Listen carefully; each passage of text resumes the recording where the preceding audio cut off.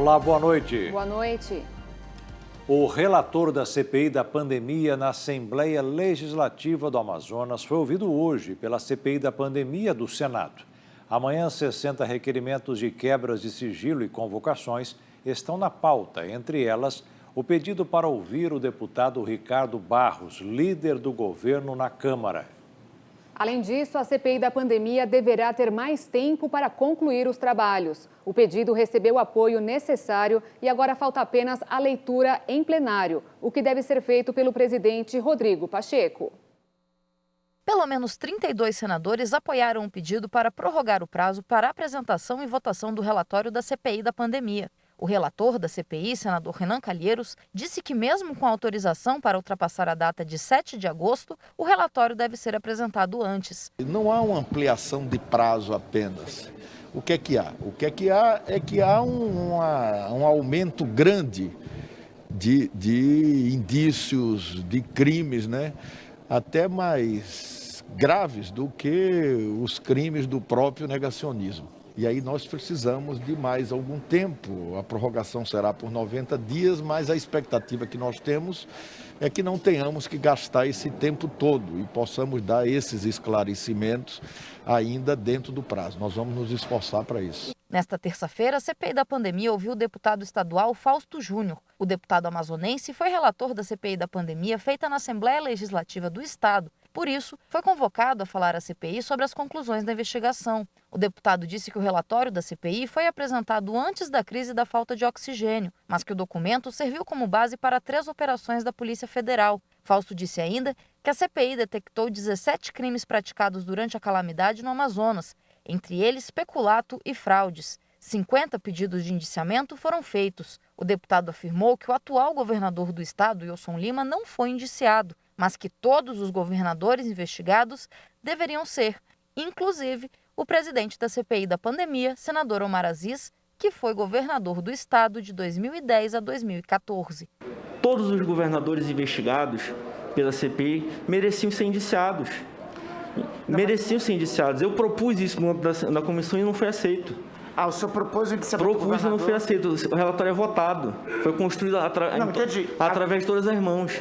O certo era para ser indiciado, inclusive, o ex-governador Omar Aziz, pela gestão dele na saúde. Inclusive, o ex-governador Omar Aziz. Não somente o governador Wilson Lima, todos têm participação. Peraí. Só um minutinho. O senhor pode me indiciar 50 vezes.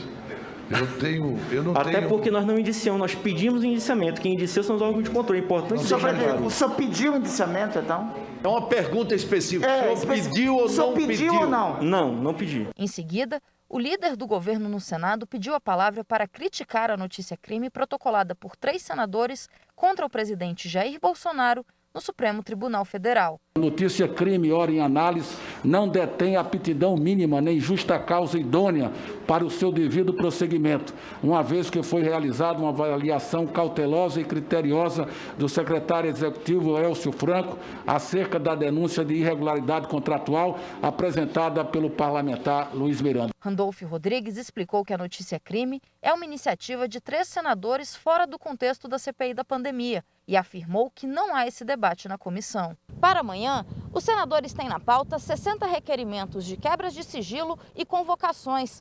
Destaque para o pedido que requer a presença do líder do governo na Câmara, deputado Ricardo Barros. Para o senador Alessandro Vieira, autor do requerimento, é fundamental ouvir o líder do governo sobre as acusações feitas pelo deputado Luiz Miranda de que houve fraude na negociação da vacina Covaxin. Nesta quarta-feira, os senadores também ouvirão o empresário Carlos Wizard. O depoimento do empresário foi marcado para essa data com consentimento da defesa de Wizard após o empresário não aparecer na primeira reunião. A CPI da pandemia chegou a pedir condução coercitiva de Wizard. A reunião está marcada para começar às 9 da manhã desta quarta-feira. E após o contrato da Covaxin se tornar alvo da CPI da Covid no Senado em razão dos depoimentos dos irmãos Miranda, que denunciaram uma suposta pressão para acelerar a compra da vacina, hoje os ministros Marcelo Queiroga da Saúde e Wagner Rosário da Controladoria Geral da União anunciaram a suspensão do contrato de compra do imunizante indiano. Rosário afirmou que o contrato permanecerá suspenso enquanto uma auditoria for realizada a fim de revisar todo o processo de aquisição da vacina para identificar eventuais irregularidades.